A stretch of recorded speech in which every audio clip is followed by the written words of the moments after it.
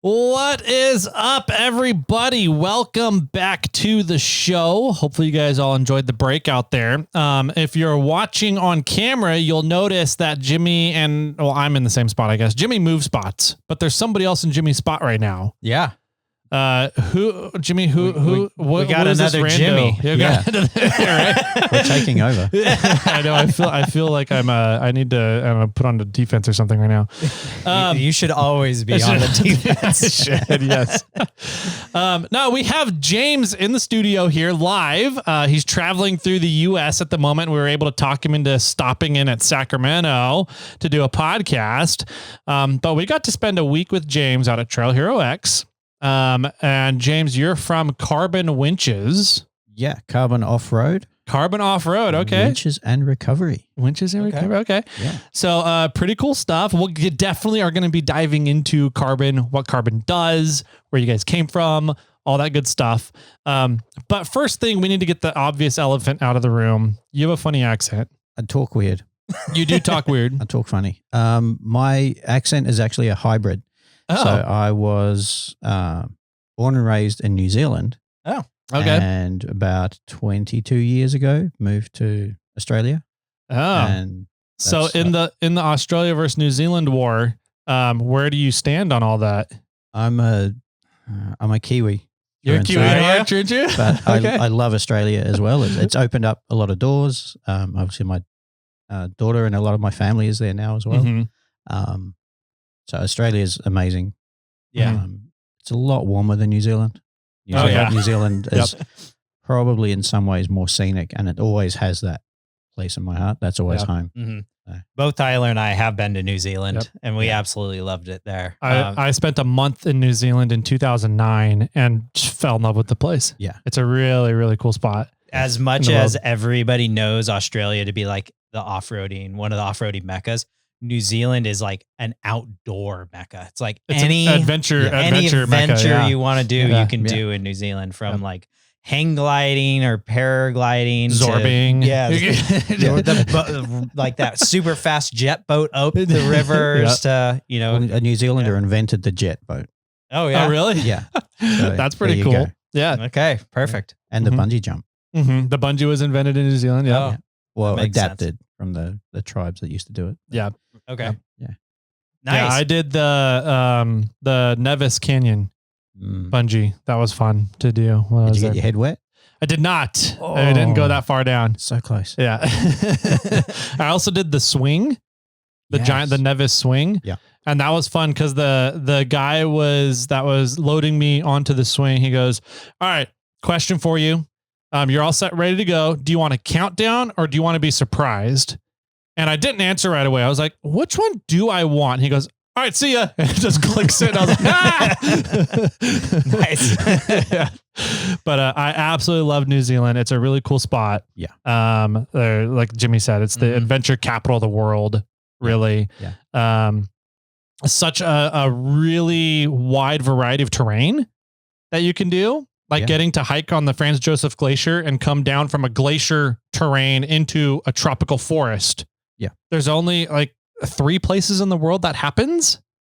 And I think 2 of them are in New Zealand. Probably. Yeah. Yeah. So really, really cool, just variety of terrain and things to see and do. Blackwater rafting. I got to do the blackwater rafting. That's cool. Up in Waitomo. Yep. Up in Waitomo. Yeah. It was, that was a highlight of the trip too. So Yeah. So the part I'm from called Taranaki, it's about halfway up the west coast of the North Island. Okay. And we were super lucky. So we're right in the shadow of Mount Taranaki.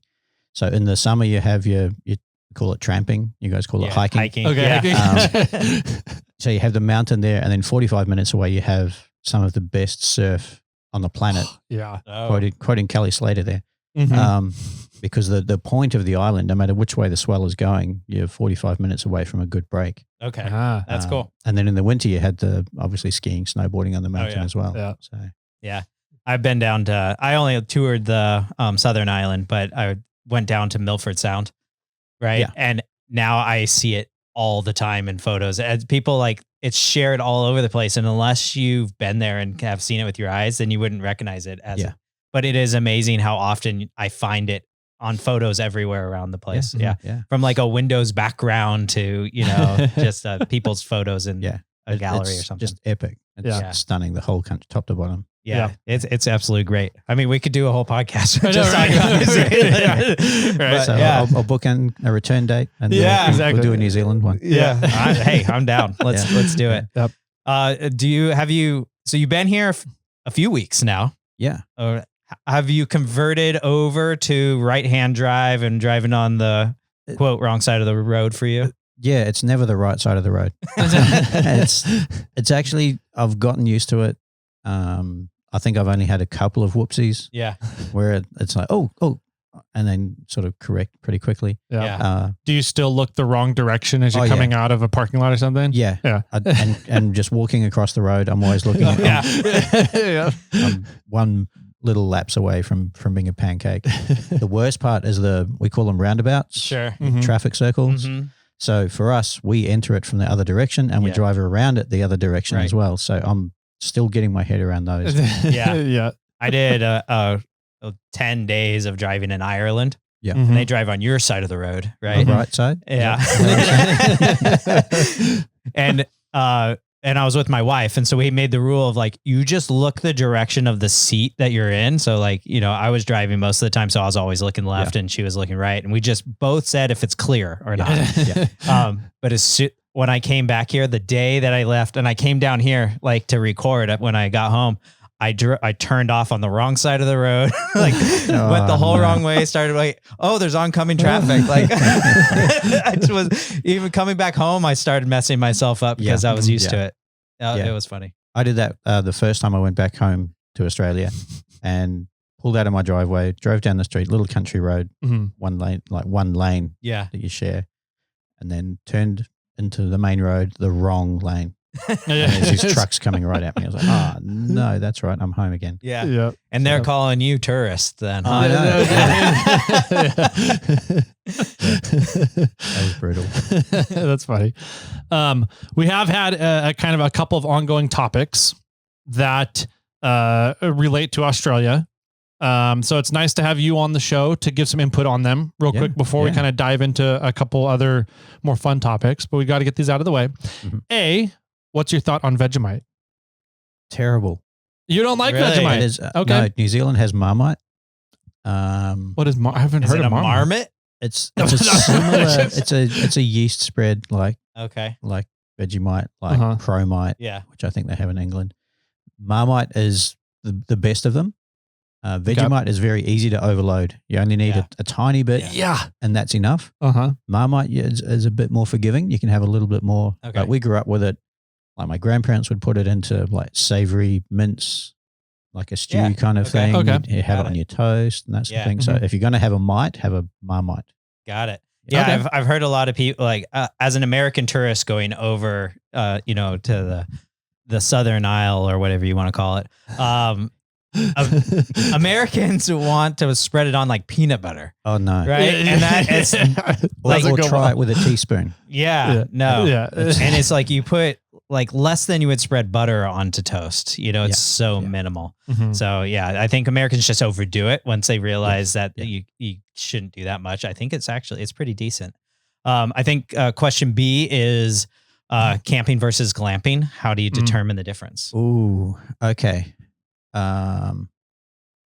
Glamping, I think anything inner sprung. So if you're in a mattress that's inner sprung as opposed to a self-inflating or a foam or anything like that. Okay. Glamping would be inner sprung. And I don't know if you could put it down to a square feet or a square meter. Mm-hmm. The more square meters or the more square feet you have, the less camping it is. Okay. So space that you're taking up in a campsite or your camp wherever you're camping at? Yeah. Okay. For me, when I go camping, I love it's called a stretcher tent. It's like a cot with a mosquito net over it and then a rain fly over the top of that. So it's almost like a camping coffin. Okay. Like a swag. Like a swag, but it's up off the ground. Okay. And it's not. I used to have a swag and that was my favorite. But as time takes its toll, getting down to the ground and then getting up off the ground becomes more and more challenging. This stretcher tent is, it's a foot and a half. Yeah, it's a cot. It's off the ground. So, and it helps when it's raining. You're not in the mud. You're not doing that. So, got it. Yeah. Okay. So, but that's a single person, and maybe a little yeah, wide. But so, what about like a ground tent at that point? Tent. Like, would you consider that glamping? No. Okay. Maybe the other way to capture the camping glamping would be your watt hours of power that you consume while you're on site. I can see That's that. an interesting way of Yeah, putting that it. could be a good way. So you can camp in a big tent, and I've done big tents, and sometimes if you're on a long trip, then you'd want some room to spread out and have a bit of room. And if it rains, you need something under cover. But yeah, if you're plugging in a fan, that's one thing. If you're plugging in a fan and portable TV, that's another thing. Yeah. Electric blankets. If you have electric blankets, So we're always glamping. Yeah, we went camping and one guy brought a coffee machine. Oh, yeah. That's crossing the line. Let's go. That's not camping. Yeah. I was out at Skills Day, and I guess Blue Eddy just released a power station, a battery pack power station that can do like 3,000 watts on the AC. And so he brings a little coffee maker, sets it in his tent, sets the time on it so that it's pouring, and he has a little single serve pot of coffee ready when he wakes up. And I'm like, dude, you can't do that. See, that's, but at the same time, like, I want to do that. there's an element of jealousy in everything. Yeah. I think the same way if you're camping on a hot weekend or something like that, and someone pulls up and they've got air conditioning, it's like, that's not good. Yeah. Okay. Yeah. Can I come in and hang out for a bit? I just come and judge you in your comfort. Yeah, exactly. All right. So that's the second question, camping versus glamping. Third question is, how do you define a fanny pack? Fanny pack. Yeah. You guys call them a bum bag or a belt bag or something? I think they've had a resurgence as well, haven't they? They have. Yeah. They've gone right up to a matchel. Like a man's satchel. A man's satchel. Yeah. That's like the chest ones. Yeah. Fanny packs, like, I don't know, you have it in the 80s where it's like this little thing in the front with a clip on the back of it, kind of thing. Some people wear those across their chest now as well. Yep. There's elements of youth culture, I think, in Australia, and they're called eshays.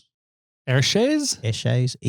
ESH. AY. Interesting. Eshays. And they're kind of like the young people who might be a little bit mischievous in some of their activities, and they'll quite often wear the fanny pack strung across the shoulder and run around and get up to mischief. All right. Yeah, we just learned recently that we learned what fanny meant.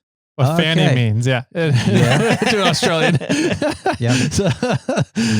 We had a couple of Australian listeners had to call in, right, and define fanny for Jimmy. Right. That would have been a fun conversation. It was. Yeah. I was asking them if they were wearing their fanny pack. Right. Yeah. Right.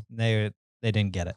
Okay. Yeah. They're like, that does not sound like a good thing to wear. So it's called a bum bag or a belt bag or right. Fanny pack, I think, has invaded culture a little bit as well. Mm-hmm. Okay. Yeah. So it's starting to make its way over to Australia as a fanny pack now. Yeah. Okay. Oh, really? Huh. I think bum bag sounds better. Yeah. Well, it depends whether you wear it at the front or if you wear it at the back. That's fair. Oh, so it could be a fanny pack or a bum bag. Yeah. Got it. Perfect. What if the guy is wearing it though in the front? Yeah, that's. I'm not even going to go there. We'll leave that one alone. I like it. Cool. All right. Well, good. We got the important questions out of the way. Now we've solved the greatest concerns of the population. There you go. Yes. Yeah. If you guys haven't noticed, James is a really funny guy, and we had a great time without him over at Trailer.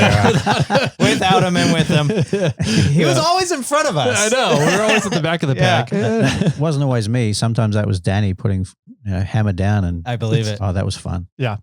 She's a great driver. Yeah, for sure. But we had a great time with James out there, and obviously we connected rather well. But so where do we go from here? How did you get into off-roading? Because obviously you're here to talk about carbon winches. We're going to get into that, but we want to know, and the listeners want to know your background. Like, how'd you get into off-roading? What was your story to end you in carbon and what you're doing with carbon right now? Right. So I'm I'm very, very lucky. I've kind of Forrest Gumped my way through this. Okay.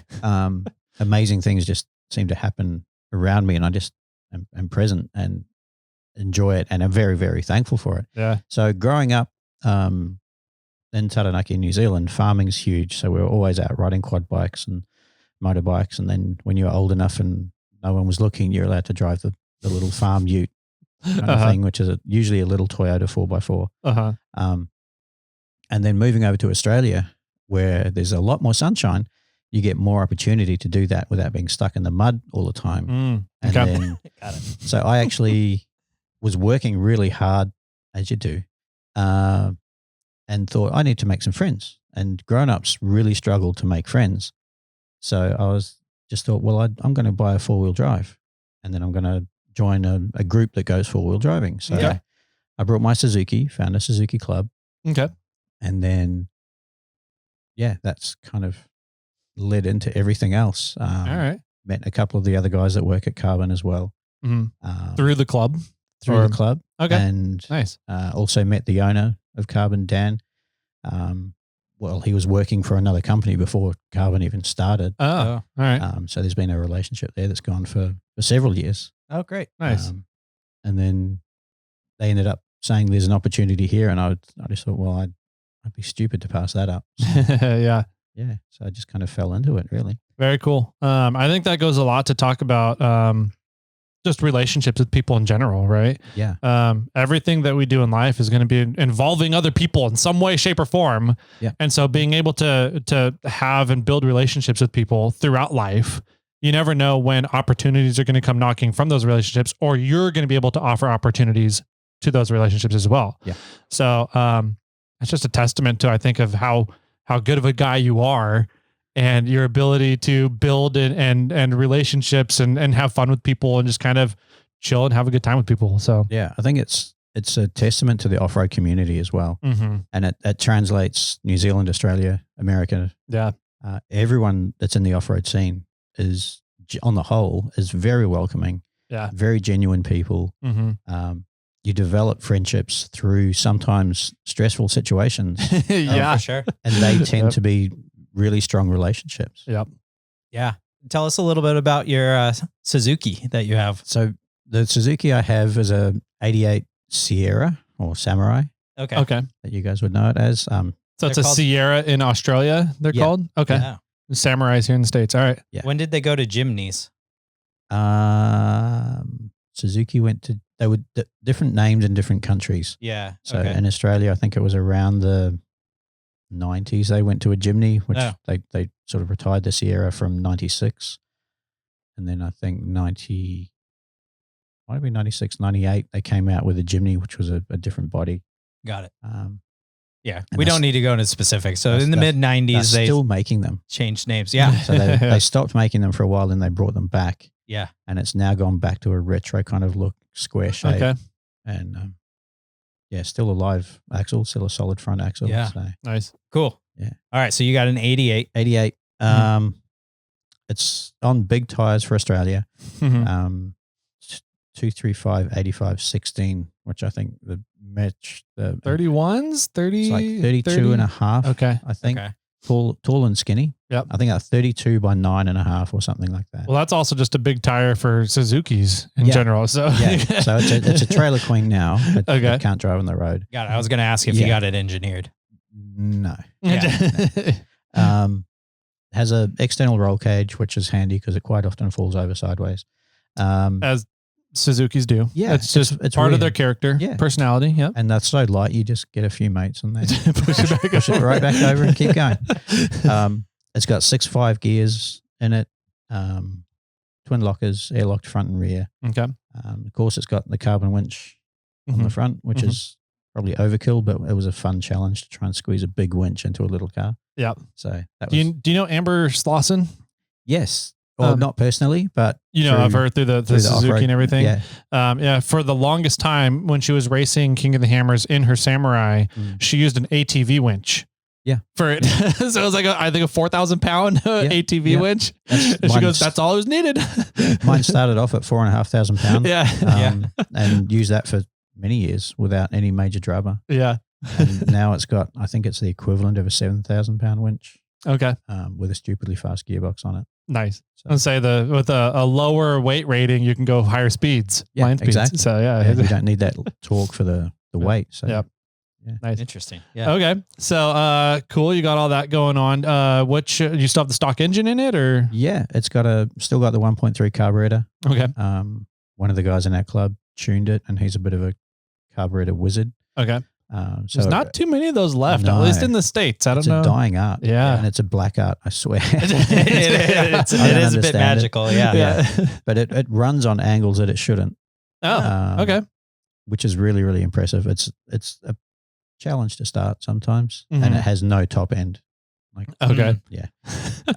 But low down has plenty of torque and runs on those angles. Did you say you had it propane converted too, or no? You haven't done propane. Still runs on petrol. Wow, and it still runs at these weird angles on it. That's impressive. Yeah, and it spends a lot of time on those weird angles.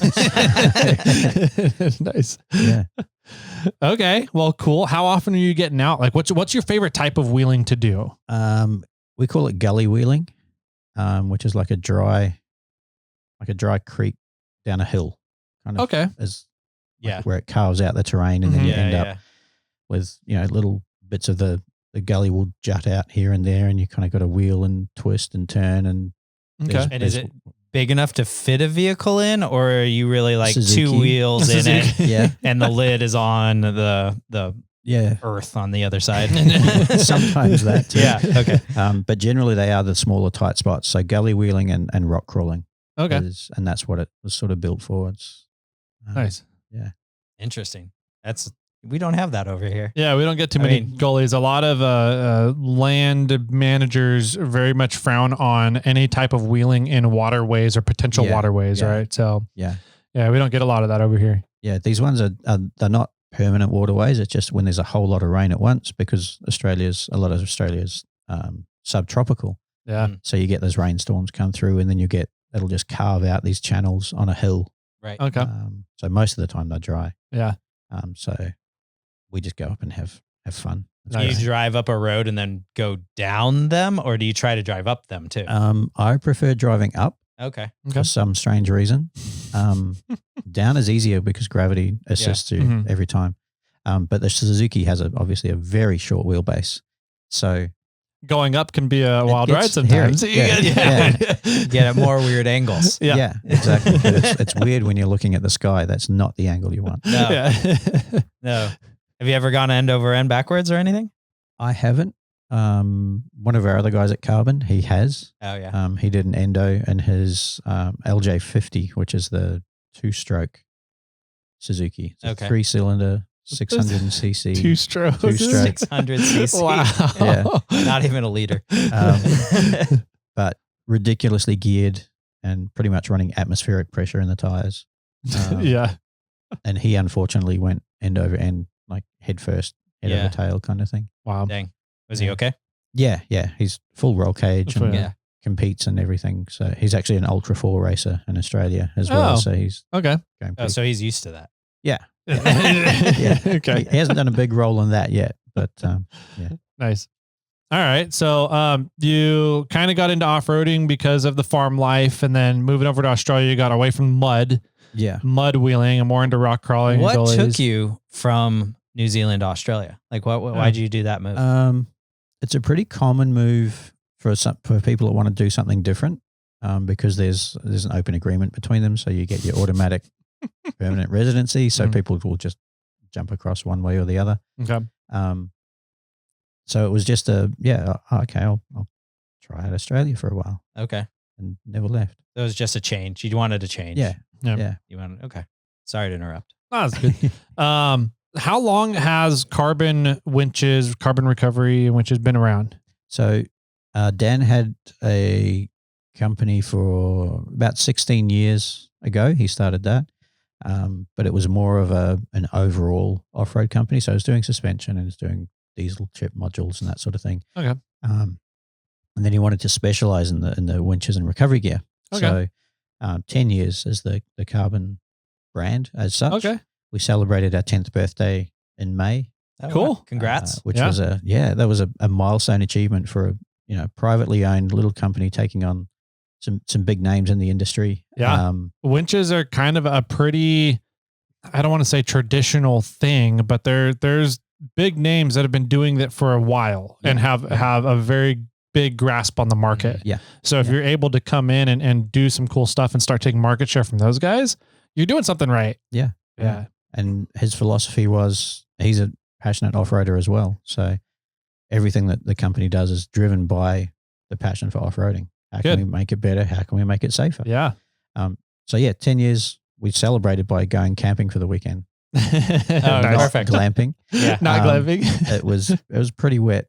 The 2 weeks beforehand, they had a whole lot of rain. It was a private 4-wheel drive park. Mm-hmm. Shout out to the guys down there. Thank you very much. What's the park? Us. What's the name of the park? Now I'm drawing a complete mental blank. Sorry, we'll edit it out. We'll throw it in later. I really got to try and remember what it was. It'll come back to you at some point in the show. Come back at 2:00 in the morning. Yeah. Okay. So you guys got to go camping. Yeah, a whole bunch of cool stuff. We invited a lot of our dealers that retail the products. We invited affiliates and brand ambassadors and just the general public. We said, hey, come out.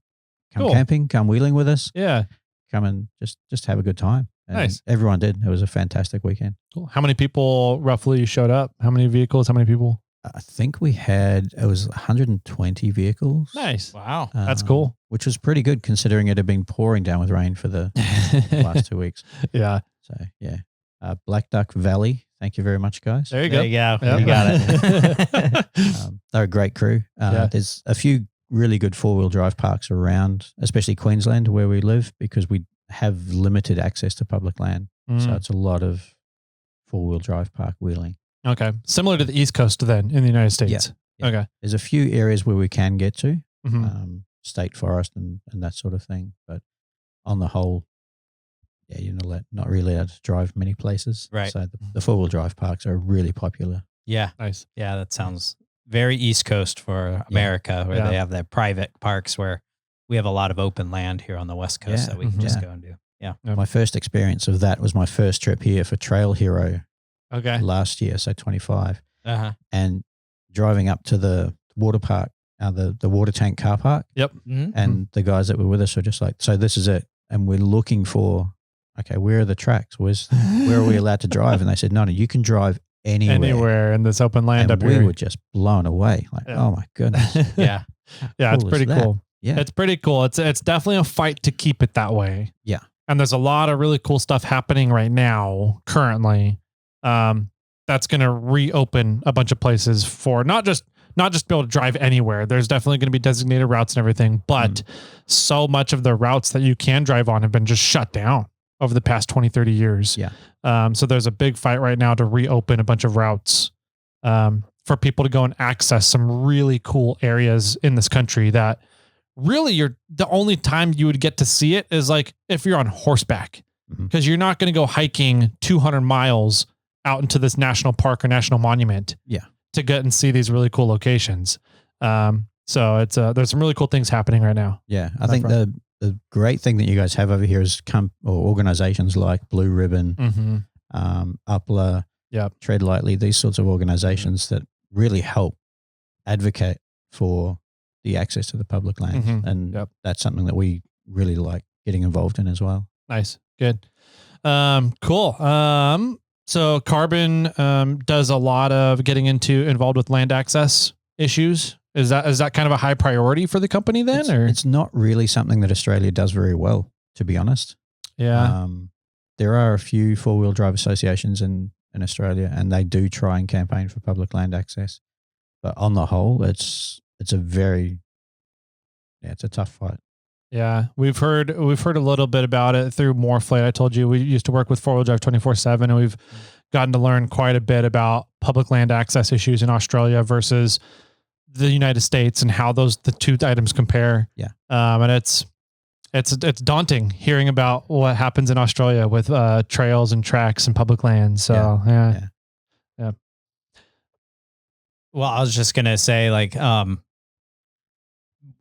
maybe there's a way that we could work with Australia, or maybe there's, it seems like we have, maybe not us personally, but just like America in general, or maybe Australia can take something from like what is actually working here and carry it over there. Because it sounds like there are a few organizations that have started or are working, and I don't know what it is about America that is making it actually work for us, besides the lawyers going out and, and attacking things. But I don't know how, we can talk after hours or whatever, but we can compare and contrast what's happening here and what's happening there, and try to maybe help and solve this so that more land could get open on Australia and more guys can have more trails and go more places and explore new things. But there's definitely things that Australia could pick up from America of how to do that and avoid losing that and hopefully gain some of it back. Yeah. Right. Yeah. Stop the bleeding first. Oh yeah. Yeah. For sure. Yeah. All right. So, Carbon started roughly 10 years ago. Yep. What is it exactly you do for Carbon? What is your position? It's a good question. I signed on as sales and project manager. Okay. Overseeing the Australian sales and some of the projects that we were doing. And now my focus has been shifted almost solely to the American market. Okay. So we're still trying to come up with a title for me. So I'm open to suggestions of what I could be called. American Gypsy. American Gypsy? Yeah. You're just kind of traveling around homeless in the United States, seeing people hanging out on properties. American Kiwi. Kiwi Australian. We'll tie it all together something. World Distributor. Ooh, here we go. Yeah. International Distributor. Yeah. So my primary focus at the moment is meeting people in the US and helping to establish Carbon off-road in the US market. Okay. And the way that we're trying to do that is just basically get involved with grassroots events. That's a great way to do it. Grassroots organizations, meet the wheelers, meet the people that go off-roading, overlanding, and just having a bit of fun, letting people know that there's options out there. And, we don't want to do a hard sell. We're not a hard sell kind of mentality about it. And there's enough of a market that we don't need to do that as well. Yeah. So it's just about building some relationships and getting the Carbon name out there. For sure. What would you, if we were at your table at an event, what would one of your sales pitches be? Or how would you just differentiate yourselves from some of the competition? That's a very good question. Because winches, they go in, they go out. Yeah, that's kind of all you need them to do. Okay, reliably. If you can get them to do that every time you need them to, then you're onto a good thing. Yeah. So the Carbon focus is on the way that we try and innovate it is we try and produce a winch that is at the three key words that we have are lighter, faster, stronger. Okay. Yeah. So we try and do away with bells and whistles and unnecessary things. Strip the winch down. You need it to go in and out reliably. You need it to do that at a reasonable pace, and you need it to do that and not break. Yeah. So that's our focus. Okay. So that's how we've sort of designed all of our products to be that lighter, faster, stronger unit that people can use. And each of those has its own advantages, obviously. Yeah. Lighter, there's less weight on the front of the vehicle. I'm not sure about over here, but in Australia, there's been a huge push lately of axle loads and GVM vehicles. Okay. So they should do that here. Yeah, it should be more. We always joke about how Overland is actually overloaded. Yeah. I mean, you saw us pack the Forerunners for Trail Hero X and how loaded we were. Yeah. So if we can save 30, sometimes 40 pounds on the front of a vehicle, that makes a big difference. Yep. Fuel economy, handling, safety, all that sort of thing. If we can have a winch that's on there that's a little bit faster when you need it to be. Sometimes fast is not always a good thing when you're winching because you'd like to take things nice and slow. But a reasonable line speed is not a bad thing. And if we can make it reliable so that it's always going to do that for you, then those three key words are what helps set us aside. And the fact that virtually everyone working for the company, all 13 of us, I think we are now. Okay. Love off-roading. Mm-hmm. And so it's our passion. We just happen to do this as a job. Yeah. That's cool. So lucky. That's great. he purposefully tries to hire, Tyler, I'm pointing, purposefully tries to hire off-roaders. Yeah. Because the mindset that we all have, like we need to get our job done.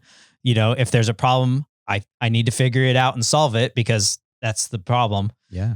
And he gives them days off to go wheeling or, discounts in the industry and stuff. It's really cool thing. And I think there's an advantage to having all the like-minded people doing the same sort of thing. I think it's a really good thing that you guys have that going too. Yeah. I think a big benefit to doing it that way is just that when everybody working in a company is the target market for that company, everything just jives way better, from marketing to R&D to problem solving for consumers and being very consumer focused, because everybody is the consumer that you're working for and working with. Right. Exactly. Yeah. And it really helps to hyper focus every facet of the company into what the company is trying to do, which is make some cool stuff and do some cool things in an industry that everybody loves. Yeah. So I think that's a great way to do it. And it's cool to hear that you guys are doing that. So yeah. And it makes it, when we have to go and do a trade show, we do the national 4x4 shows in Australia.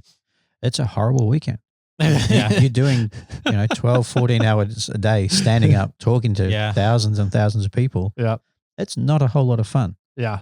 You get burned out pretty quick doing a lot of those. You get to the end of the day and you're just like, my feet hurt, my knees hurt, my voice hurts. I'm losing my voice. Yeah. It's not much fun, but we do it because we love it. Mm-hmm. And it's the same when we go to an off-road event. Like, that's almost a perk of the job, because we get to go four-wheel driving. Yeah. And we get to hang out with other people that like four-wheel driving. Yeah. Mm-hmm. And usually they're pretty cool people. Yeah. Right. And hopefully they think the same of us. So there you go. I mean, you essentially got paid to go on Trail Hero X for a week. So life is so tough, James. And it definitely comes with its challenges as well. Mm-hmm. When you're traveling, you still have a workload you have to try and get through, and you add those travel days and even Trail Hero. You guys know, it was some long days. Oh, yeah. And then in the evenings, I'd be in the tent working on the laptop, trying to keep things moving along in terms of the office workload as well. Right. So it's a heck of a lot of fun, and you meet some really amazing people, but it can be some really hard work. Yeah. I went into Trail Hero X thinking, I'll check in on my emails once a night kind of thing in the evening time. And I never ended up doing it. I got back and I was like, I was gone for a week, but it's going to take me a month to catch up now on everything. And there's something to be said about, having your work be something you're passionate about. Yeah. But then also still being able to manage the work-life balance of blending and blurring those lines, so that you can still have time off to enjoy the passion and not always have it just be strict work kind of thing. Yeah. I put up a post the other day about how I miss my Suzuki because I've been traveling so much. I haven't had much of a chance to drive it. Yeah. Right. So, even though some of the traveling involves driving and involves off-roading, it's not my little Suzuki, man. Right. Yeah. That's my baby. That's so when are you going to bring that over here? Yeah. That's a very good question. And I'm looking into that right now. Yeah. Okay. Yeah. It is an 88, so I think I can bring it over. And fully register and plate it and everything over here? Yeah. Okay. It's probably. I wouldn't drive it on the road because it's not comfortable and it's not built it's for that. street legal here, though. That's true. Yeah. I can't see myself doing a Walmart run in a soft top Suzuki roll cage and. Oh, it's fun. You'd be surprised. Yeah. But I am looking into how I can bring it over. Okay. Because I think it'd be a lot of fun in some of the stuff that we have access to. Yeah. Are you finding that you're kind of centralizing where you're working in the U.S. to a specific region right now? Like you're spending a lot of time in St. George or Salt Lake or California, NorCal, anything like that? I think just organically as we're coming in, we fly in most of the time through LAX. Mm-hmm. And so we've concentrated our efforts as far out as St. George, Hurricane, Sand Hollow kind of area, because they're all 4-wheel drive mecca areas. Yeah. And so that's been the easiest for us to branch out into. We haven't yet ventured much further than that. I think the Pacific Northwest Trail Jamboree that I just did, we did that last year as well. One of our guys came over for that. That's the furthest north that we've gone. Okay. And then, that southern Utah's about as far east as we've gone so far. Okay. Physically. Yeah. We do obviously have online presence, which is anywhere. We've got the distribution warehouse in Salt Lake. So we send stuff all over the country. Okay. But that's physically where we've been able to get to so far. But we are looking at how we can get further out. There's so much to explore and so many different kinds of areas as well. Yeah. Oh, yeah. When you hear of people, what they're doing, some of the mud wheeling and that sort of thing. I personally hate mud because it's a maintenance nightmare. If you work on your own stuff, you hate mud. Yeah.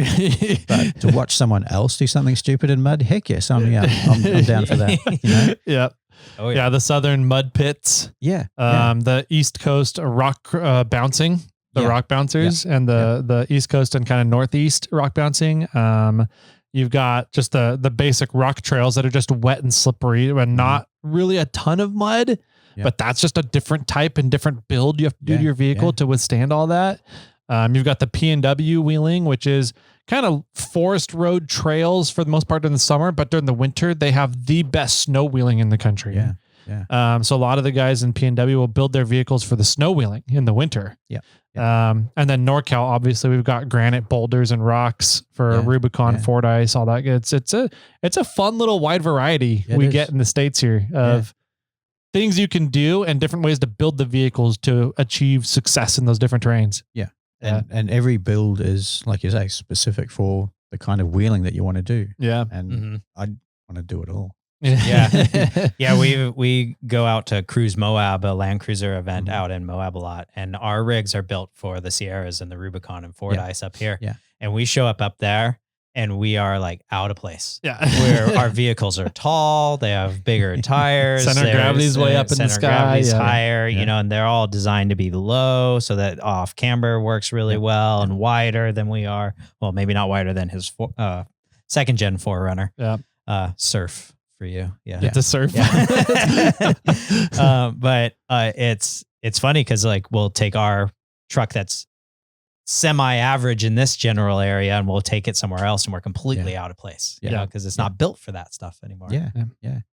But it's fun to try to figure out like what would be a rig that would work for them all, or how do you do that? Yeah, that would be a tough build. Yeah, that's kind of the point of an Ultra 4 car, though. Ultra 4 race buggies. Is to be the Swiss Army knife, to be able to go and do high speed stuff, but also do rock crawling stuff. And it's kind of this interesting blend of everything. Yeah. And the Swiss Army build car. Yeah. Yeah. And those are some tough rigs too. Yeah. Yeah. Do you guys do stuff down at King of the Hammers? So this year we had 5 teams running our gear that we were involved in. Okay. And looking Were they all the Australian teams? No. Oh, really? Okay. US-based teams. Good. That's awesome. Which was really cool. Yeah. Seeing a lot of them in action, seeing the winches go and you know, watching them perform, because it's a great test environment for us. Yes, it is. You throw a winch on the front of a car at King of the Hammers, it's going to get tested. Yep. Especially this year. This year, there was brutal. I think the most common piece of feedback I heard from drivers and teams this year was they need better winches, and the winch companies need to do better at making something even more robust. Like winch technology has already come so far, and for the drivers to be like, yeah, we burned up our winches this year as the most common piece of feedback was very impressive. Yeah, we saw a lot of races, their winches was stalling out. Have to caveat that with none of ours. And good. Hold on, I got a button for that. Oh, not Wrong that one. There it is. Yes, there we go. That's perfect. Yeah. So that was a really great moment for us to see our product standing on its own 2 feet and literally cars passing each other on a winch. That's cool. Yeah. There was a lot of that this year. Yeah. Yeah. Yep. And there's, a couple of our products we designed specifically for race buggies. Our RS9 winch that we've built, it's race-spec. Okay, RS. Ridiculous speed, whatever, however you want to frame it. But that was running on a bunch of cars as well as one of our little 6,000 pound winches was running on young Hunter Valadez and the Youth 1000. Oh, that's cool. And she did really well. They're racing again this weekend. I'm not sure when this goes out, but they're racing this weekend. Last weekend. Yeah, last weekend. So I'm sure they did really great. Yeah. So let's talk a little bit about the different specs you guys have on winches, the ratings for pull capacities versus line speeds, and how that kind of stacks up in the industry. Yeah. So our most popular winch is our 12,000 pound. It suits, especially in Australia, it suits the patrols, the Land Cruisers, the Hiluxes, that sort of thing. Sometimes it's a bit too much pulling power, but it's not a bad thing to have a winch that's only ever going to operate at 75% capacity. Yeah. Makes it last a lot longer. Exactly. Yeah. So that's the 12,000 is our most popular one. It's the lightest one in the world. So the lightest 12,000? The lightest 12,000 pound winch in the world. Wow. Fully installed is just under 58 pounds. Dang. Really? Which is... I want to say most 12,000 pound winches around 80, 90 pounds. Yeah. Yeah. Damn. And you can go up from there. Wow. And again, that's just from designing it to not have bells and whistles, using aluminium housing instead of steel housing. So what was that? Aluminium? Yeah. What is that? I don't know. It's like aluminum, but you say it correctly. Maybe I'll actually be able to spell that if I use aluminium. I can't even say it. Aluminium. And it really is a great winch. It has a lower current draw than most 12,000 pound winches. It has what's the current draw at? It's 480 amp maximum. Maximum, yeah. I think, give or take. Which is a lot lower than most as well. Has a lifetime mechanical warranty on the gearbox. Oh, and nice. It has a 5-year electrical warranty on the motor and control box. Okay. Line speed stacks up pretty well. It's a 2:16:1 ratio, so I'm not quite sure how that translates into feet per minute. Yeah, feet per minute or inches per second, I think is where a lot of them are related to. Yeah. But 2:16:1 is essentially the gear ratio in the gearbox? Yeah. Okay. Yeah. Nice. It has a 6 horsepower motor, so that's almost like a dual case Toyota. Almost. And that's because it's our most popular winch. You see a lot of cars traveling around with those on them, and not just a bulletproof winch. It's really, really cool. I even like the free spool handle on them as a lift and twist. Okay. Yep. So you know when it's engaged, disengaged. Yeah. There's no sort of grinding teeth or anything if the lever doesn't quite make it right through. That sort of thing. And we do an optional upgrade, which is an air free spool actuator. So if you can just hit a button. It's like a solenoid to... Exactly. That's nice. Okay. So if you have an air compressor on board, you can just run that back and plug it in and off you go. It's great. You know anything about air compressors? Couple things. I know a guy that might be able to hook you up. Yeah. And the smart thing is that the air disengages the clutch. So if there's any issues with the airline or the compressor, it'll default engaged. Defaults to engage, so you can still manually winch out and in. Okay, it's a smart little design tweak there. Yeah, that's clever. Yeah. Okay. What is your price point? So the 12,000 pound winch retails at $899 US. Okay. So it stacks up pretty well. It's kind of high middle. It's high middle tier of price points, but it sounds like with the longevity that you guys are getting out of it, then it's and the lifetime warranty on the gearbox. That's pretty nice. Yeah. So and we don't mess around with it. If there are any issues, then we'll just make sure we just replace it straight away. It's not a you ring the hassle, and there's all these legalese. All right, did you drop your winch? Did you install it correctly on your bumper? All these things. We sometimes check them because if you wire a winch wrong, it doesn't like it very much. So we do have to check a couple of things. Yeah, understood. We had one guy that brought his winch in for a warranty claim saying that the motor stopped working, and because he'd filled the motor cavity with grease. The motor cavity. Yeah. Which, okay. Interesting. So you get the odd one where you have to check and you might say, look, sorry, but we can't actually cover that. Yeah. Like marks for effort. It made it lubricate more though. Yeah, exactly. It spins everything easier. Oh yeah. That's great. And there's no water getting in there. Yeah. True that. That's funny.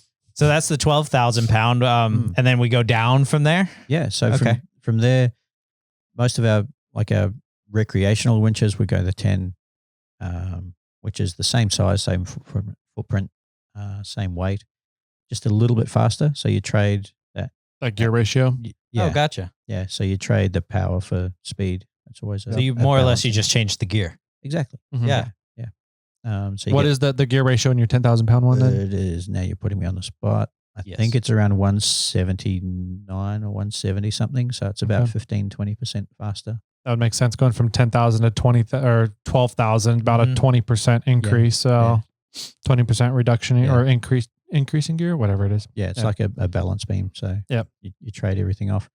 From there, we're looking at bringing a new one online to fill a gap because currently we dropped from our 10,000 down to a 6,000, which is the start of our ATV range. Okay. Or Suzuki range, depending on where you're at. So we do a 6,000 pound, which is a short drum configuration. And then Darren, who's our product development manager, he's a Suzuki guy as well. He developed the 6,000 pound long drum, which is perfect for Suzukis. It's great. Nice.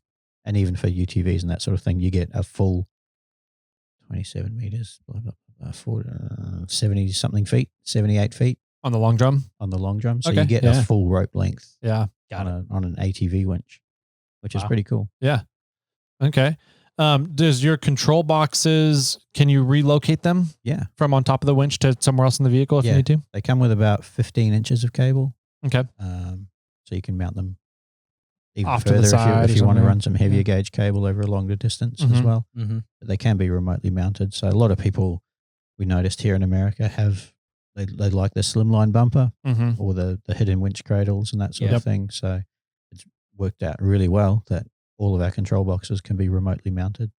Yeah, that wasn't always the case in the industry. I want to say even as soon as like maybe 5 to 6 years ago, there was still a lot of winches out there that you could not relocate the control box. Yeah. And it's like space is a premium up front there on vehicles. A lot of times that's a feature that should be standard. Yeah. And it's always been amazing to me how many winch companies took a very long time to make that a standard thing. Yeah. It's always been a standard thing for us, like from the UTVs up to our biggest winches currently is the 20,000 pound winch.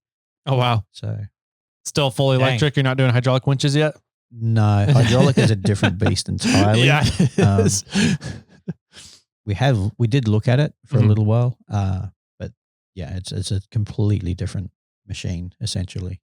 Is your 20,000 pound winch similar footprint and just a bigger gear set or a deeper gear set, or are you doing a whole different housing and everything now? It's a bigger end plates. So the end plates on the side of the drum is bigger because you need a bigger drum for heavier cable, which takes up more space on the drum. Yeah. And a bigger gearbox as well. It's 300 and something. One, so it's a bit slower. Yep. But it has a slightly bigger motor as well. Okay. We recommend mounting them with 8 bolts instead of just the 4. Mm-hmm. So you get the 4 standard mounting bolts, and then you get 4 more, which are a little bit wider apart. Okay. Because if you're pulling 20,000 pounds, 4 bolts, like 5,000 pounds a bolt. Yeah. Yeah. You're really trusting that? Like, yeah. And it's not just the bolt itself, it's what it's mounted to as well. So the more strength you can have in that mounting, the better I'll sleep at night. Yeah. Your bigger safety factors built into stuff. So we've all seen the videos of people pulling bumpers off of rigs. Oh, goodness. There's always the weak link, and generally it's not going to be the winch. Yeah. It'll be something else that gives way before the winch stalls out or stops. So, yeah. Okay. So you guys have done, I assume, winches forever, but Dan kind of created everything from an overall off-roading company and then segmented down to recovery gear specific in winches. yeah. What came first, the winch or the recovery gear? Because you guys have a pretty decent lineup of recovery gear too. Yeah. So we just launched our new range of recovery gear. The winches were probably the first thing that came online. Mm-hmm. That was his passion. That's what he was doing beforehand. And he was trying to suggest improvements to the winch company he was working for. Mm-hmm. And as bigger companies do, they poo-pooed the idea. Yeah, well, we'll think about that. Yeah. Yeah. I mean, you can we'll run it up the chain. Yeah.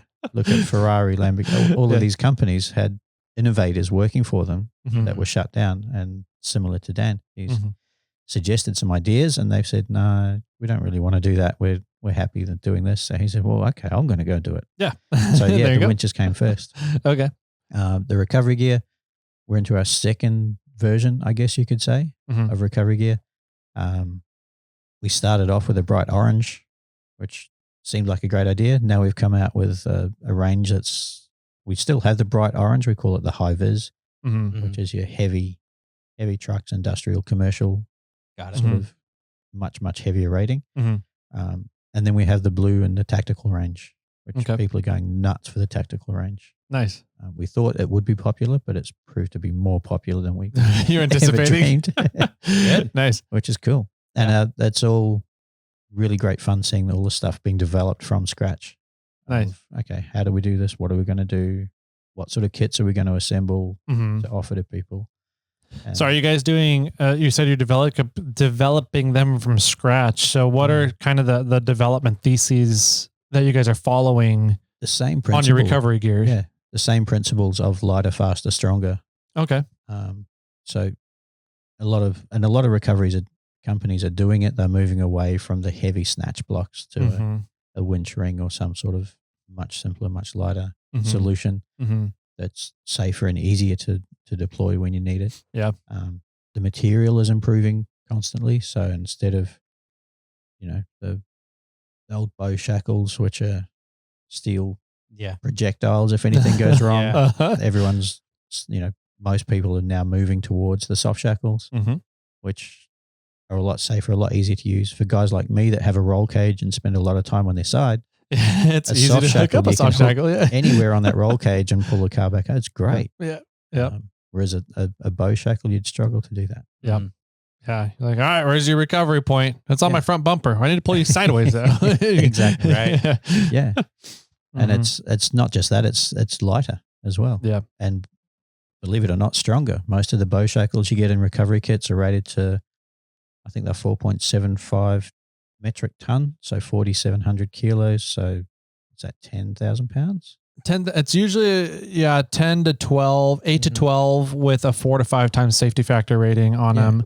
And that's your working load limits is 8 to 12, right? And whereas the working load limits on soft shackles can be 25, 35, 40. So the two options that we have in our full size kits are a 15,000 and an 18,000 kilograms. So we're the 33,000 pound working limit.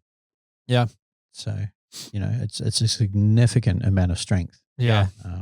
They do suffer a little bit more if you mistreat them. They will get nicks and abrasions and you need to keep on top of that and replace them. They're more consumable items, but they're a far safer and less risky consumable item. And much lighter as well. Which again is one of our core three things. Which is one of the reasons that they're safer. Yeah. Also, in a way. And so I'm assuming that you guys have done all the testing and figuring out the workload limits. Destructive testing is a lot of fun. If you ever get the chance to do it, it's quite nerve-wracking because you'll see the synthetic, whether it's a soft shackle or a winch rope or kinetic rope or anything, you'll see the stretch and you'll see it and you're waiting for it and you're waiting for the snap and you just don't know when it's going to come. Do you guys get to do all that in-house? We do it a third party. Yeah. Okay. And it's a whole lot of fun. Yeah. You just see it and you're waiting and you're just on edge and it's always that moment where you You relax a little bit. Yeah, you just take a breath and then it's like bang. And it's like, oh shoot, there it goes. Yeah. That sounds like an industry I should get into. Right. Like, how do I just get to break shit for fun and give people reports? Yeah. It is the best fun. And it's also when we see that in person, when we're doing that, it gives us as a company the confidence rather to take that to the market and say, hey, look, you can trust this. This is fine. Yeah. Like we're putting your life in our hands, literally. Yeah. So we're not going to give you something that's going to fail when you need it to work. Yeah. We've done quite a few episodes on recovery gear and like just the physics behind recovery situations and how quickly things can get lethal. Yeah. And how you need to be paying very close attention to all the working load limits of your gear, what you think is going through the system. And one of the things that we harp on is do not buy recovery gear unless you know the company is doing at least random batch testing QC and destructive testing of all their own gear. Yeah. And so it's awesome to hear that you guys do that. Yeah, it's such a vital part. I mean, aside from the fun of breaking stuff. Yeah. Right. It's a key element to making sure that whatever product you're offering is worth someone putting their life literally in your hands. Yeah. Yep. Yeah. We like everything Tyler said, but the number one thing that I like to stress is if they don't tell you the working load limit, don't buy that part. And the minimum braking strength. Yeah. Not the max braking strength. Exactly. There's some companies that have started advertising just maximum braking strengths. Yeah. And you're just like, do you even know what you're doing? Like, why would you even It's like saying the battery lasts up to. Yeah, exactly. Yeah. No, it never reaches that. No. Yeah. And you don't want it to. No, yeah. So, cool. What kind of stuff do you guys have? Soft shackles, obviously. Yeah. So the most popular things that we sell everything individually, but the most popular is the kits. Okay. Bundles. Yeah. Yeah. So we can offer someone a bag that has everything in it. Nice. We do a basic one, which is called the Essential Recovery Kit. Has a bit of everything for winching and kinetic recoveries. You guys call them kinetic recoveries? Yeah. So you have your kinetic rope, you have your soft shackles, you have your tree saver, you have the donut. I call them a donut. You call it a donut. I call it a donut. Yeah. I think they're recovery rings here in the States. Yeah. Yeah. So it used to be the snatch block. Now it's the recovery ring. Yeah. Some cool gloves and a bag. And that bag doubles as a winch blanket or a recovery blanket. Has a Velcro strip and an extra flap. Nice. So you just unzip that flap, fold it over the rope or the winch rope or recovery rope and a matching Velcro strap on the back of it so that if anything does happen, it drops it to the ground. Yeah, it helps to absorb that kinetic energy and just makes it non-lethal anymore. Yeah, exactly. And then we have an upgraded version, which is the Tac kit, which is the one that everyone seems to be. We say in Australia, there's a word called frothing. Oh, okay. You guys have that? A frothing over it? It's not a common term, but I've never heard it put that way, but I fully understand it. Yeah. Everybody wants it. Everybody's they're frothing at the mouth ready for it. So they're frothing for it. And that one has the 4 soft shackles, and they're the spectra fiber, which is even stronger. So they're rated at 18,000 kilograms, whereas the other ones are a mere 15,000 kilograms, 3,000 pounds. I say the 18,000, that's the 42,000 working load limit area, 40, 42? 18 times 2.2. 38, 40, that's it. Getting up to 38, 40. Yeah. Okay. If you're going to be here in the States, man, you're going to have to learn this stupid imperial thing. I thought I was doing really good. But anything below an inch, I'm screwed. Yeah. The fractions, like it might as well be cheeseburgers. That's pretty much what it is. Yeah. I want a 1/3 pound patty. Yeah, exactly. What? I need a 7/16. No. It's a 4/13. No, it's a 16/32. It's like, it's a what? 9 millimeter. 6, 7, 8, 9, 10 millimeter. There you go. Yeah. America needs to figure this out. Yeah. It's a lot of fun though. That's good. I think we have a couple of voicemails from Nick from Montana diving into how dumb the metric system is and how awesome the imperial system is. Really? So I can't wait to listen to those and see what he has to say, how he can back them up. He can't. I don't think he can, but I mean, growing up with it, you know what you're familiar with and you're comfortable working with it. So, you grow up with the imperial system. It's not a challenge. Just wait until you start getting into doing sales and marketing and stuff in Canada, because they just swap back and forth between both systems depending on the scenario and situation. It's a clusterfuck. You're like, what? Yeah. So part of my background is coming up through construction and project management, through that sort of thing. Mm-hmm. So I'm pretty good at feet and meters, but once I drop below that, no chance. Yeah, that works. So sorry to interrupt though. So you were talking about the tactical one, 4 shackles. Mm-hmm. Yeah. So it has the 4 shackles, has the kinetic rope as well, has the cool gloves, has a super cool bag, has the winch ring, and instead of the tree saver, it has a utility rope or an all-purpose rope, which you can use to go around a boulder. You can use it as a bridle. Pull a bridle to pick up 2 recovery points so that the recovery load is shared between 2 points instead of concentrated on the one. You can even use it as a winch extension. That's cool. So yeah. Is it still a flat strap or is it a rope? It's a rope. Okay, a round rope then. Okay. Nice. It's basically a slightly fatter winch rope. Okay. So it's a bit stronger than a winch rope. Yeah. Does it have a cover over it? Like if you're going to use it for a rock? Has a full sleeve on it. Okay, nice. Yeah. That's really neat. So what's the price point on those 2 kits? So the ERK sits at $349. Okay. Pretty good. $349. Yeah, it's pretty reasonable. The TAC 4x4 kit sits at $599. Australian dollars? US. Okay. US. Just had to check that. No, I do have to check myself. So just giving you a hard time, James. Yeah. I'm used to it. That's pretty good. $600 for 4 soft shackles, recovery ring, kinetic rope, bridle, all-purpose rope. That's and a nice bag and glove system for holding. That's a pretty decent price, man. Yeah, and it just looks cool. Yeah. Honestly, it just looks really cool. And it's even more compact than the essential recovery kit. Oh, okay. You have more stuff in it and it's more compact? It's about the same stuff. It's just because it's slightly better quality, so it doesn't take up as much room. The tree saver takes up a bunch of room in the ERK. Yeah. So by having that utility rope instead of the tree saver, you can there's still room in the bag to add a tree saver if people want to. Dang. As well. So nice. And it's a molly style bag, so it has little sewn in pockets and sleeves and hook things and all kinds of cool stuff that you can attach things to. Nice. Made out of like emu skin or something? Crocodile skin. Yeah. I like it. Yeah. Not possum fur. It's not possum fur on the other. If you ever get a chance to buy anything possum fur, it's especially amazing from New Zealand. Yeah, it's amazing. It's so good. Yeah. And they're a pest. They're an invasive introduced species. So there's no. Doesn't the government pay for people to turn in dead possums? That was my pocket money when I was growing up. What do you do? Bring them a tail? No, the whole skin. You take it to the tannery. Oh. And you get $1 for a green skin or $2 if you scraped it.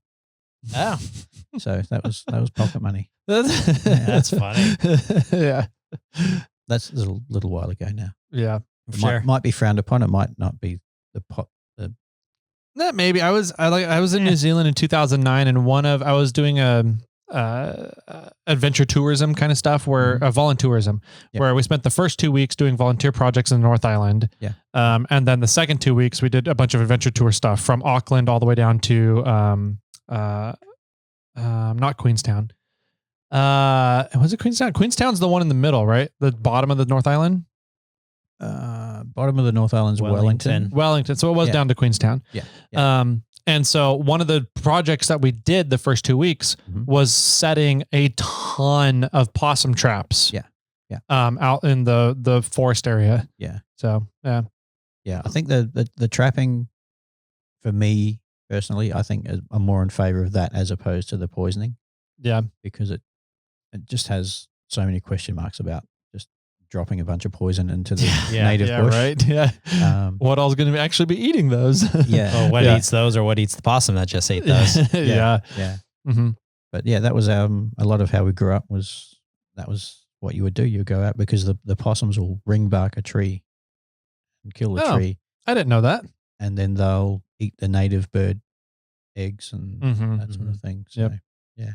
Yeah, the actual kiwis. Yeah, the literal kiwis. The little kiwis. Yeah. They're not the bravest or most awe-inspiring national animal by any means. Yeah, it's a bird. Okay, does it fly? No. Is it strong and aggressive? No. Can it run fast? No, not really. What can it do? No, is it cute? Yeah, it's cute as hell. There you go. Yeah. All right, so back to off-roading stuff. Sorry for that. Once again, we need to get you back just to do a New Zealand episode. Yeah. So cool. You guys have recovery gear. You've got winches. Are you going to be diving into any other stuff? Do you have any things in the works that you want to tease people about? A couple of little things that we're working on at the moment. Just little 4x4 accessories to try and make life easier. So people can stay tuned for those. All right. Cool. You're not going to tease us? You're just leaving us with that? Surely that's a tease. Yeah. Okay. That's a pretty good tease. No, we did, as a company, like we branched out a little bit and tried to dabble in other things. But I think over time, Dan sort of realized, hey, look, if we're going to do something, let's just do a couple of things, do them really well. Yeah. And if something else pops up, great. He's a very much a visionary inventor, kind of that kind of personality. So I'm got no doubt that at some point there'll be something else will pop up and something else will come out with a carbon off-road name on it. But for the moment, we're just enjoying having this winch and recovery gear dialed in and being able to offer it to the market at really good quality, really good price point, and having fun doing it. There's something to be said about being like the expert in your market segment and being considered experts and really hyper focusing on the things that you're good at. Yeah.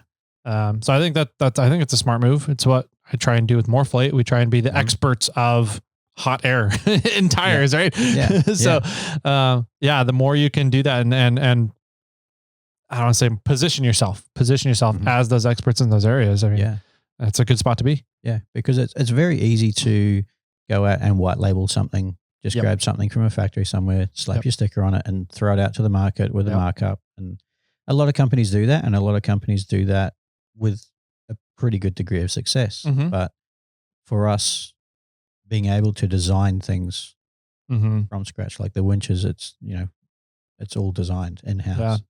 And being able to present that to the market, like this is ours. Right. This isn't a white label. You're not going to buy this from another store down the street with a different sticker on it. This is ours. Yeah. Like there's a certain amount of pride that comes in that. For sure. And I think that helps when we're talking to people about the brand and when we're doing these adventures and meeting people and getting the name out there, people can pick up on that. Yeah. This isn't just a rebranded whatever. It's a carbon off-road product. Right. And the same for you. Like you can, you can say this is ours. Yep. And there's that pride I think people really pick up on. Yeah. Yeah, for sure. Well, cool. Anything else? I have another question. I just want, where did the name carbon come from? We get that quite a lot. Yeah. And people, so it's a carbon fiber winch. Yeah. No. Not quite. No. That's going to come with a different price ticket. Yeah. So Dan used carbon off-road as carbon as in the building blocks of life. So the carbon molecule is basically what all life is made of. So that we know of. Yeah. Well, I know they're watching. Yes. Yeah. I wear my tinfoil hat sometimes. Yeah. I agree. Absolutely. There's no way we can be the smartest creatures in the universe. No. Oh my goodness. The universe is in a very dire position if we're the smartest things out there. Yeah. So that's where the name came from, was just carbon as in the building blocks of life. So nice. And obviously pretty strong and durable as well. Yeah, absolutely. And it speaks for the company, like you guys are continuing to build and grow and move forward. So Cool. Anything else you want to make sure that we cover and talk about while you're here before you take off to your next location? Next one. Yeah. The exciting things that we've got from our point of view, the RS9 winch that we've got out, Mm-hmm. In terms of the race space, it's really strange. We tell people about it and we say, hey, look, this is really cool. It's a low mount winch that does 80 feet per minute unloaded. At 9,000 pounds, it does 8 feet a minute still. Wow. And a low mount winch is pretty remarkable. Yeah. And it's really cool for the race guys. But as soon as you say that to weekend wheelers, they're like, oh, this is the best one. This is the fastest one. It's like, yeah, but you don't understand. This is a fast winch. Yeah. Like, you could get in trouble. Like, yeah. if you don't if you're winching out and you don't have tension on that line, it'll wrap itself around.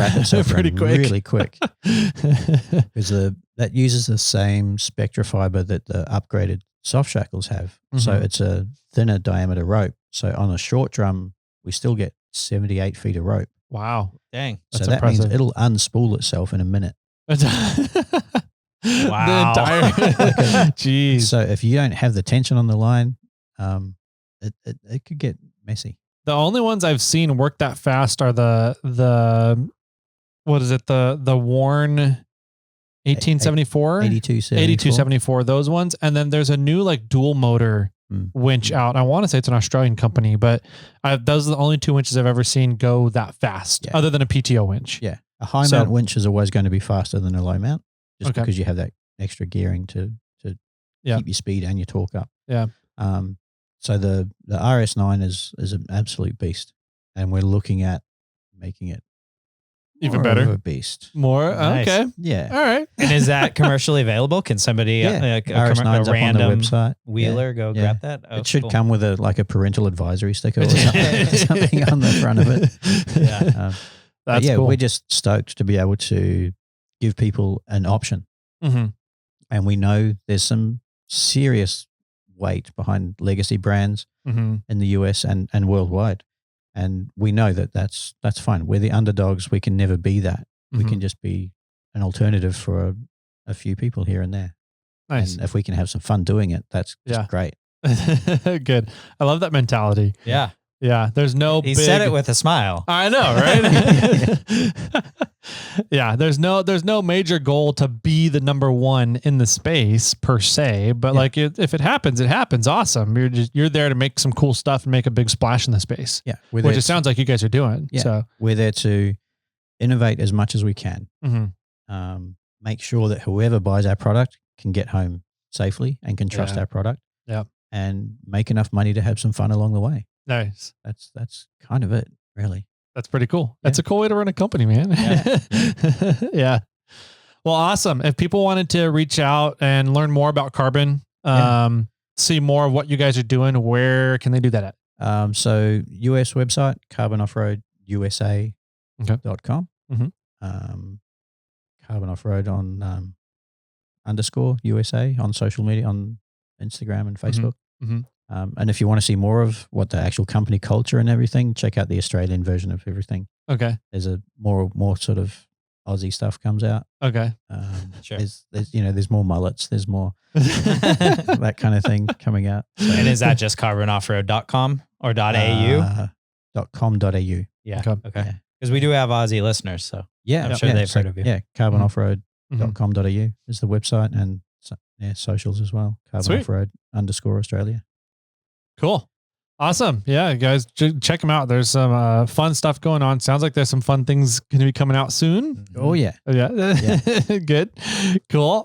So keep your ear holes and eye holes open. Thanks so much for taking some time out on your stop and layover here in Sacramento to really come in and say hi. You guys' time. You guys are killing it as well.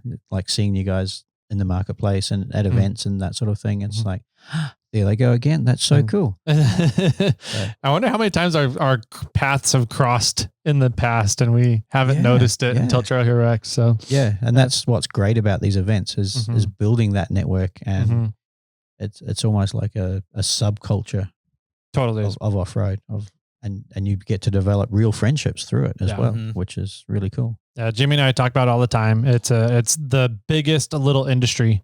100%. It's a big market cap in terms of quote unquote GDP in the industry, but everybody knows each other. Yeah. and everybody, it's just like you said, it's a very wholesome and very genuine industry to be a part of. So it's fun. Yeah. And just being able to engage with your end customer, and at the same event, you can engage with the owner of any number of companies involved in the off-road industry, and the spectrum of people that you just bump into and have a cool conversation with. Yeah. It's really, really cool. Yeah, it is. Cool. Jimmy, if people want to get a hold of us, how can they do that? Yeah, you can find us on Instagram. I'm over at SnailTrail4x4. Tyler watches 4x4 Toyota Tyler. You can email us, Jimmy or Tyler, at SnailTrail4x4.com. Or you can phone in and be a part of our voicemail segment at 916-345-4744, where you can pretty much leave us any voicemail that you want and we'll respond to it live on the podcast. You're getting drunk emails from Australia now. Drunk voicemails from Australia. Sometimes, yeah. Cool. Just a heads up. It's coming. All right, perfect. Bring it. Yeah, we like it. Yeah. If we can understand you, that's great. If we can't, it's even better. Sounds like a plan. Yeah. Bring the Scotsmans out now. Nice. Well, again, James, thanks so much for coming on, getting to talk some winches with us, talk a little bit about carbon, what you guys are doing, hearing about your story, your background. It's been a lot of fun, man. So really appreciate it. Thank you so much. Final words to wrap up the show. What do you want to leave? Little tips of wisdom, or it could be like, yeah, I'm ready for lunch. What do you got for everyone out there? If you're in a recovery situation, don't rush it. Yeah. If there's immediate safety concerns, address those by all means. Don't panic. Don't rush. Take a couple of seconds. Take a breather. Assess the situation. Figure out how to do it safely, so that you can have some fun again the next time. Yeah. Mistakes generally will happen when people get the adrenaline pumping. Yeah. Oh my God, the car's on its side. Take a minute. If everyone's safe and if there's no immediate hazards of fire or anything like that, just take a minute. Okay, how do we do this? It's like the car's on its side. Yes, it is. It's not going anywhere. Let's just chill for a bit. Yeah, exactly. And just have fun and just be responsible while you're doing it. Don't leave rubbish around there. Don't be a dick. I could say another word that Australia is famous for, but I don't know what your rating is. Don't be a cunt. That's the one. Well, we put an E on every single one of our episodes, whether we cuss or not. Yeah, exactly. Yeah. All right. I probably should have checked that first. It could have been a very different episode. Yeah, maybe that's something we need to divulge at the beginning when we're talking about it. Yeah. Anyways. Awesome. Jimmy, any final words for everybody out there? Spites. Spites. The brewery. Spites? Isn't that what Spates. Spates. Sorry. Kiwi brewery. Yeah. Hands down, one of the coolest breweries I've ever been to. Yeah. Nice. Tui's is the Kiwi beer. Oh. I was going to say, I remember Tui. Yeah, it's known as a student beer. And their marketing was just on point. Nice. It was so good. Nice. Well, cool. We'll have you back for a Kiwi episode in the future. Talk all about New Zealand and some of the fun stuff that happens down there. And I guess without further ado, guys, don't forget everybody out there. Keep crawling.